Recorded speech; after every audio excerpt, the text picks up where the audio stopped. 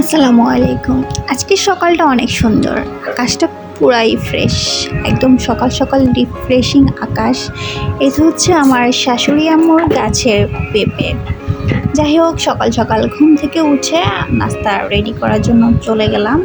আমি ভাজি কেটে কুটে, যেহেতু আমাদের মা ছেলের জন্য জাস্ট নাস্তা তৈরি করবো, তো এখানে অল্প অল্প জিনিস দিয়ে তৈরি করা হচ্ছে। ভাজি রেডি করে ভাজি কুকের জন্য বসাই দিলাম। এই ফাঁকে আমি আটা করে নিছি। আটাটা অবশ্যই খুবই অল্প পরিমাণে, যেহেতু জাস্ট আমি মা ছেলেই খাবো। তো আটা করে দেন চলে গেলাম ফ্রেশ হয়ে একটু স্কিন কেয়ারের জন্য। সকাল সকাল স্কিন কেয়ার আমি অবশ্যই করতে হবে। আর দেন একটু হালকা ক্ষুধা লাগছে, তো রুটি বানানোর আগে বাচ্চার কেকের বক্স থেকে ছোট্ট এই কেকটা একটু খেয়ে দেখলাম। কাস্টার্ড কেক, অনেক মজা কেকগুলা। তো দেন চলে গেলাম এবার রুটি বানানোর কাজে। যাই হোক, এই তো হচ্ছে আমাদের এইটুকু পরিমাণে আটা করছি। এখন ভাগ ভাগ করে নিচ্ছি কয়টা রুটি বানানো যায়। তো রুটি বানিয়ে, এই রে ভাই, আমাদের সকালবেলা এত কাজ। ঘুম থেকে উঠে ঘুম ঘুম ভাব নিয়ে সকলের জন্য নাস্তা তৈরি করা, হাজবেন্ডকে নাস্তা খাইয়ে অফিসের জন্য রেডি করে বের করে দেওয়া, দেন বাচ্চার নিজের জন্য নাস্তা তৈরি করে বাচ্চাকে খাওয়ানো, এত প্যারা।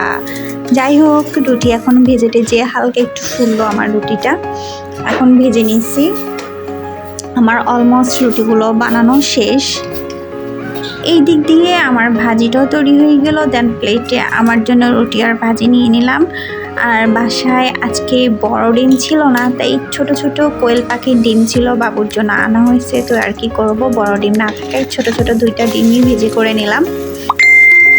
এই তো সব কিছু গুছিয়ে গেছি। এখন হচ্ছে সকালের যে নাস্তা করার পালা। রুটি দিয়ে ভাজিটা খেলাম। সকাল সকাল আসলে পেট ভরে ভারী কিছু না খেলে কিছুক্ষণ পরে খিদা লেগে যায়। আমার কার কেমন হয় জানি না, এই জন্য আমার সকাল সকাল রুটিটাই এটার মনে হয় খাওয়ার জন্য, অনেকক্ষণ পেট ভরা থাকে। দেন সকালবেলা আমার যে জিনিসটা না হলেই নয়, দুনিয়া উল্টে গেলেও আমাকে এই জিনিসটা খেতে হবে, সেটা হচ্ছে গিয়ে চা।